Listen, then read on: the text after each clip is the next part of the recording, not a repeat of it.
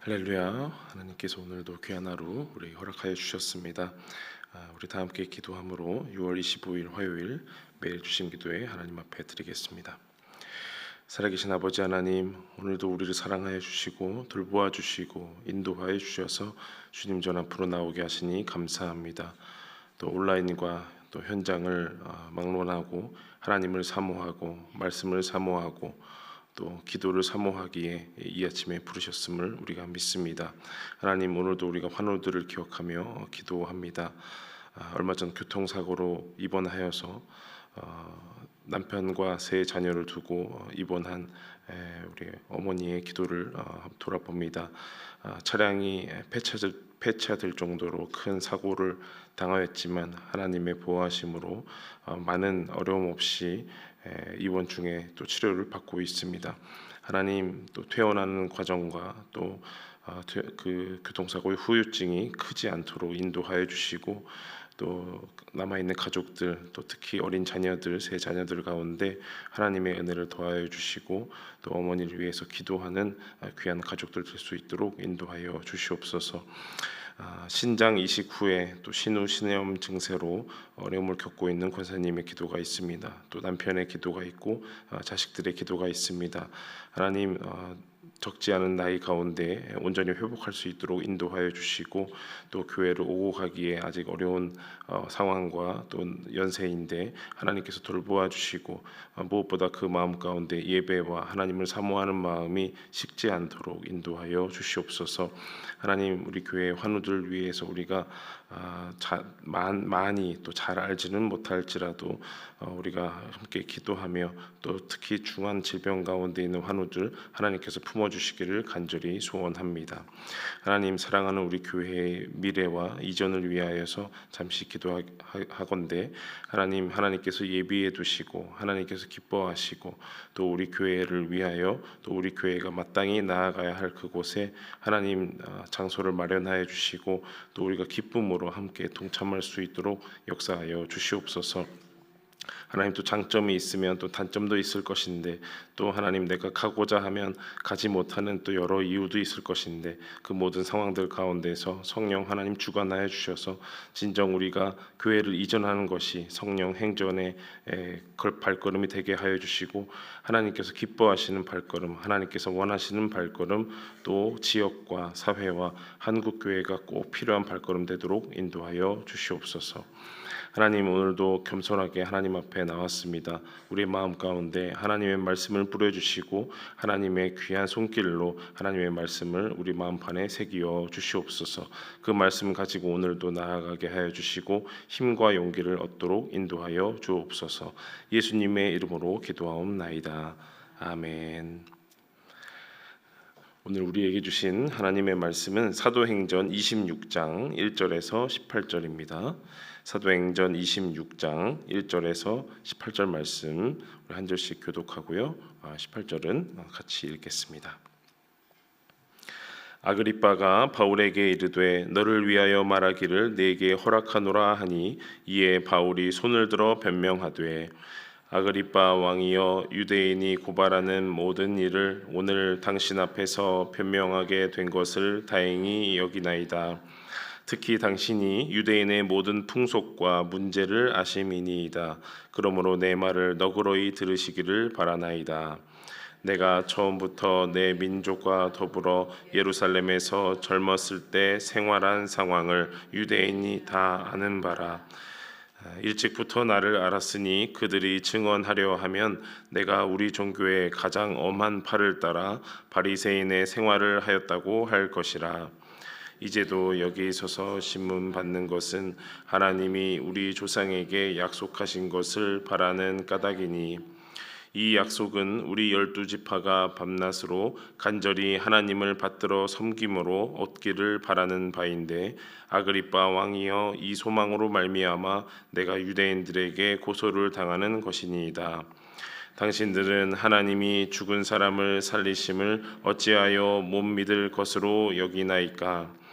나도 나사렛 예수의 이름을 대적하여 많은 일을 행하여야 될 줄 스스로 생각하고 예루살렘에서 이런 일을 행하여 대제사장들에게서 권한을 받아 가지고 많은 성도를 옥에 가두며 또 죽일 때에 내가 찬성 투표를 하였고 또 모든 회당에서 여러 번 형벌하여 강제로 모독하는 말을 하게 하고 그들에 대하여 심히 격분하여 외국 성에까지 가서 박해하였고 그 일로 대제사장들의 권한과 위임을 받고 다메섹으로 갔나이다.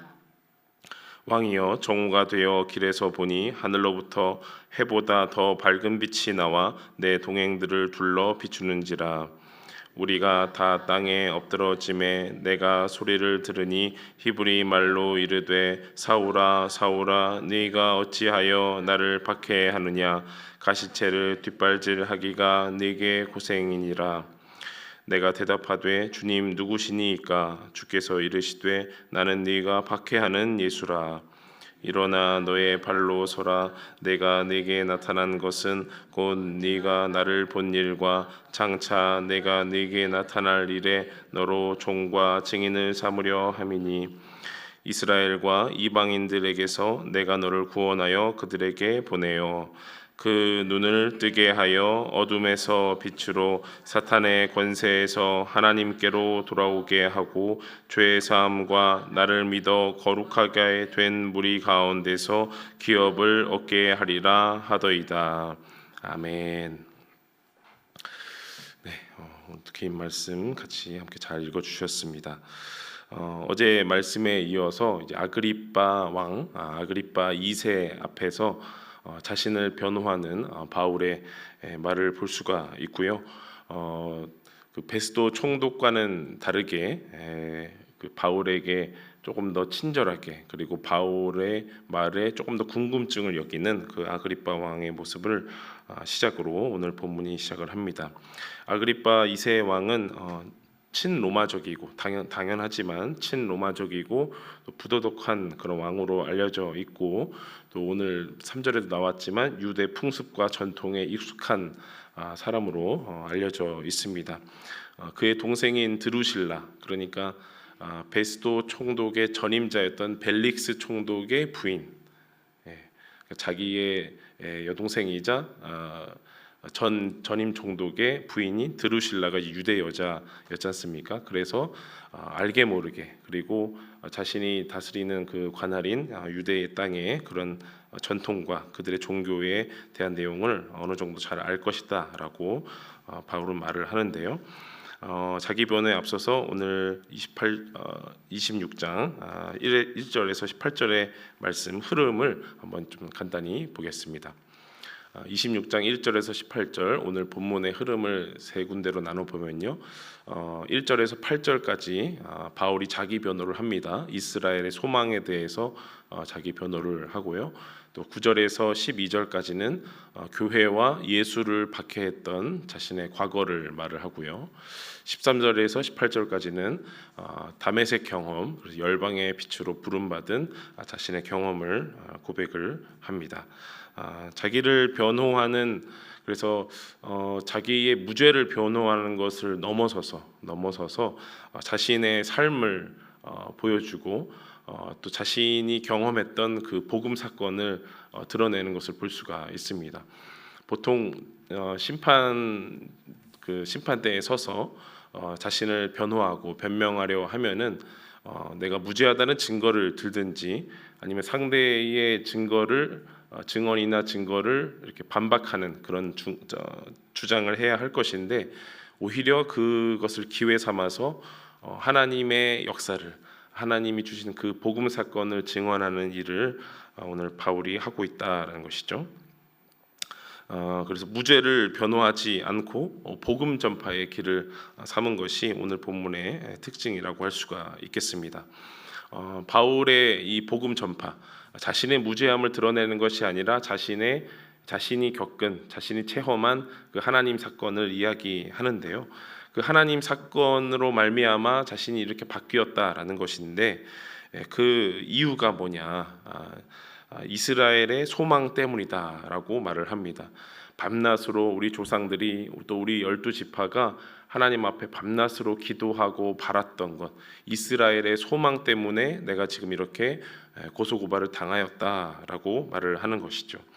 하나님의 변치 않는 영원한 약속 때문에 우리 조상들이 다 그토록 원하던 것인데 내가 이렇게 처하게 되었다라고 바울이 말을 하는 것입니다. 그렇다면 이스라엘의 소망이 무엇이길래, 하나님이 주신 그 조상들에게 약속하신 약속이 무엇이길래 이런 일을 당하였는가 보면요, 한마디로 말을 하면 죽은 자의 부활로 드러나는 영원한 하나님 나라라고 볼 수가 있겠습니다. 죽은 자의 부활로 드러나는 영원한 하나님 나라라고 볼 수가 있겠습니다. 하나님 나라, 하나님께서 다스리신다라는 것이 복음인데, 하나님께서 다스리신다라는 것이 조금 더 깊게 전제되려면 그것이 영원해야 된다라는 겁니다.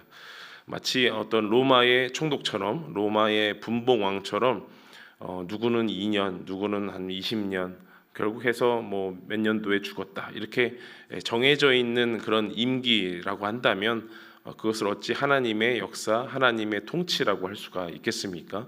그저 그때 잠깐 유행했던 신 정도로 폄하될 것입니다.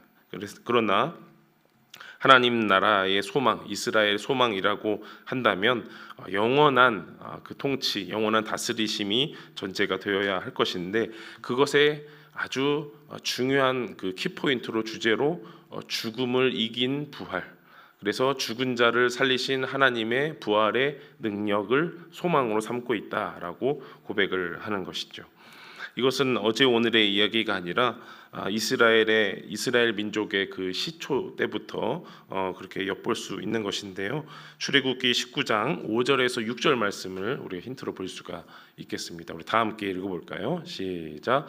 세계가 다 내게 속하였나니 너희가 내 말을 잘 듣고 내 언약을 지키면 너희는 모든 민족 중에서 내 소유가 되겠고 너희가 내게 대하여 제사장 나라가 되며 거룩한 백성이 되리라. 너는 이 말을 이스라엘 자손에게 전할지니라. 아멘. 모세와 이스라엘 백성이 출애굽한 이후에 시내산에 도착하자마자 하나님께서 주신 말씀입니다. 세계가 다 내게 속하였다. 이 말을 잘 듣고 행하면 너희는 내 소유가 될 것이다. 그리고 너희는 내게 대하여 제사장 나라가 되고 거룩한 백성이 되어라 라는 하나님의 명령이자 부탁의 말씀입니다. 세계가 다 내게 속하였다라는 것은 하나님께서 다스리신다. 그 중에서 너희는 내 소유다. 바로 너희는 나의 백성이다라고 말씀을 해 주시는 것이고요. 백성을 넘어서서 너희는 제사장 나라가 되어야 된다. 제사장적 통치를 이 땅 가운데서, 온 세계 가운데서 보여주어야 한다. 그리고 너희는 다른 나라와 구별된 거룩한 백성이 되어야 한다라고 말씀을 하십니다.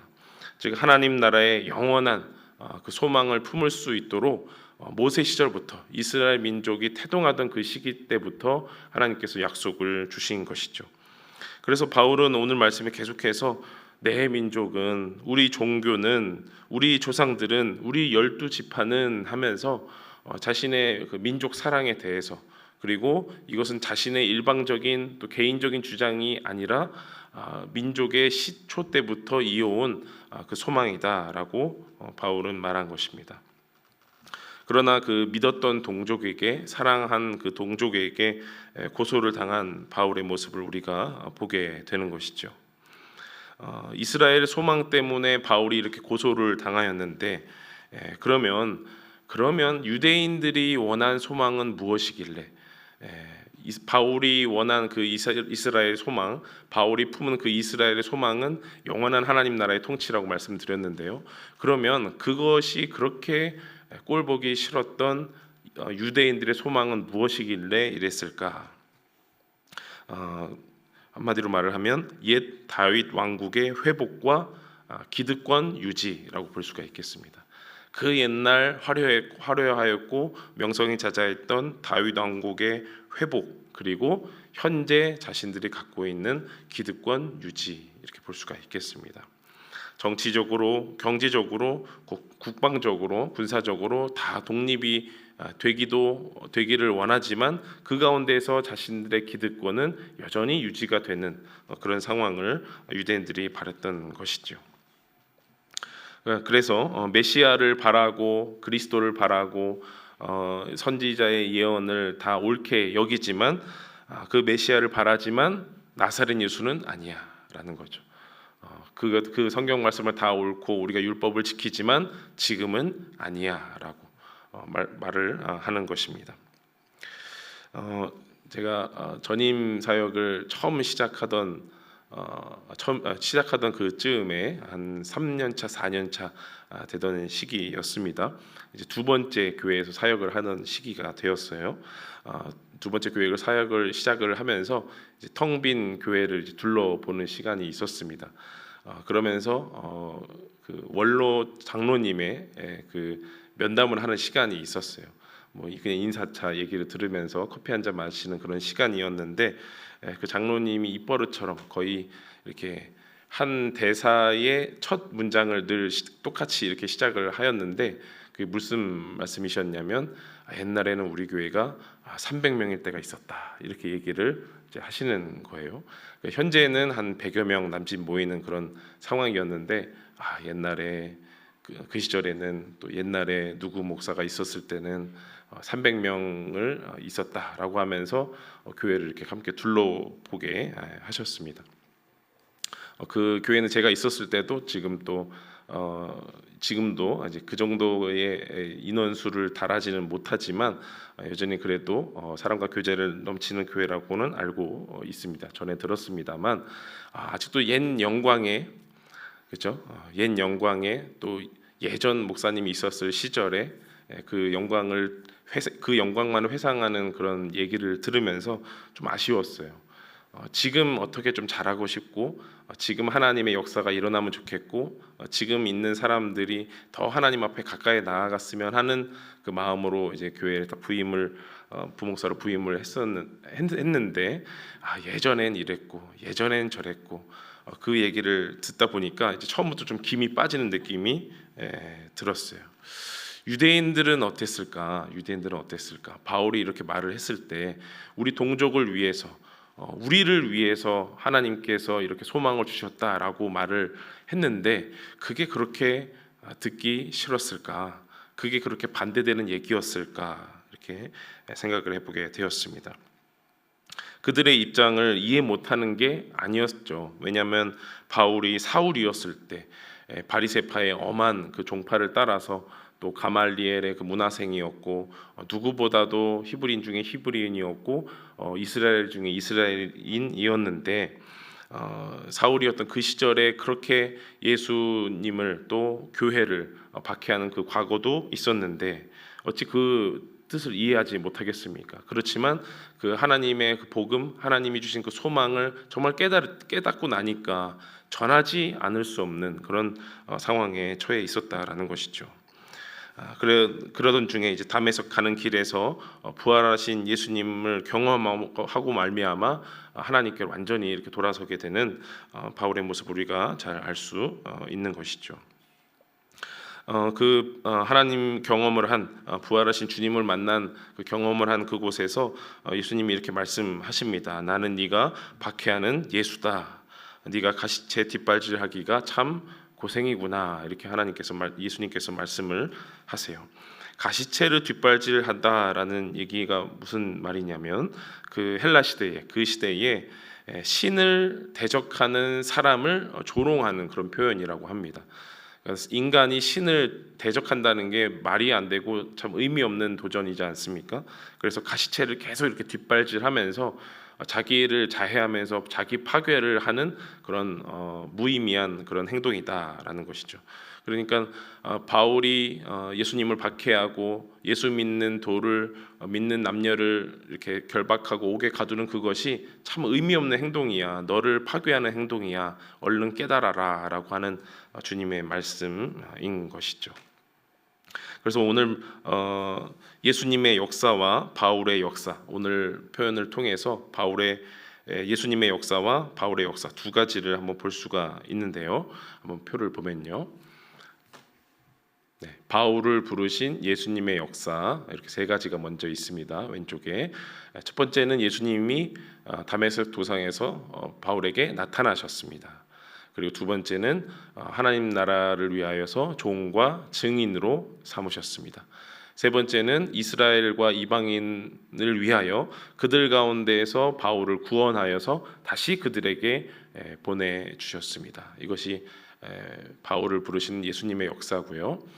그 다음은 예수님으로부터 보냄받은 바울의 역사입니다. 바울은 무슨 일을 하게 될까? 첫 번째는 그들의 눈을 뜨게 한다. 그들의 닫혔던 눈을 뜨게 하고 그리고 그 눈을 뜨게 하여서 하나님을 올바르게 바라보고 하나님께로 돌아오게 한다. 사탄의 권세에서 하나님께로 돌아오게 하는 것이 두 번째고요. 세 번째는 죄 사함을 얻고 기업을 얻게 한다라는 것. 그래서 오늘 본문에도 간단히 드러나는 예수님의 역사, 바울의 역사 세 가지씩 비교하면 저렇게 볼 수가 있겠습니다.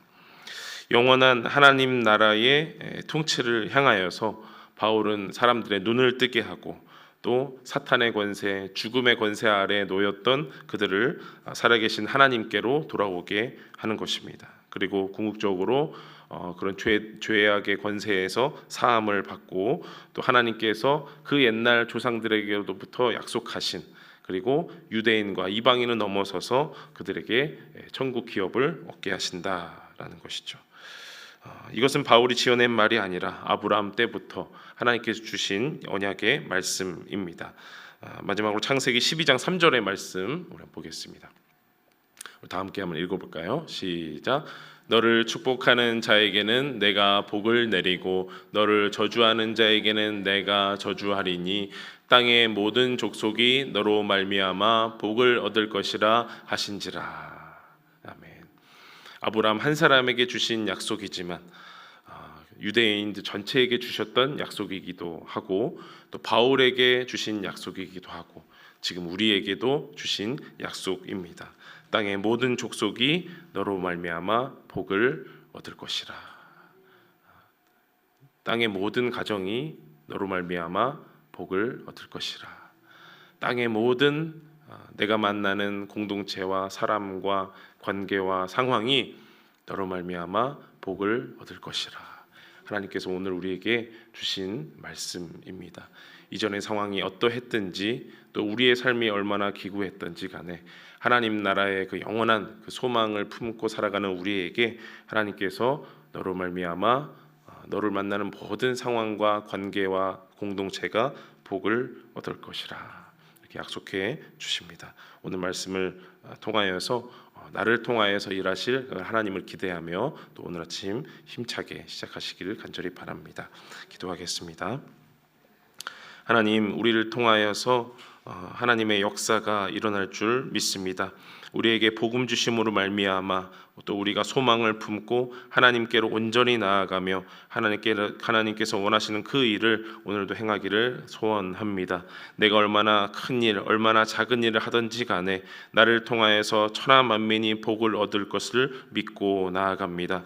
우리 가정이 나를 통하여 복을 얻을 것이고 또 우리 직장이 나를 통하여 복을 얻을 것이고 나의 모든 처한 상황과 내가 만나는 모든 관계와 내가 속한 모든 일이 하나님으로 말미암아 복을 얻을 것임을 간절히 믿고 나아갑니다. 나를 사용하여 주옵소서. 나를 통하여 하나님 일하여 주시옵소서. 오늘도 그런 믿음 가지고 나아갈 수 있도록 우리와 함께 동행하여 주시옵소서. 온전히 주님만 믿고 나아가며 예수님의 이름으로 기도하옵나이다. 아멘. 우리 함께 기도하며 나아가시겠습니다.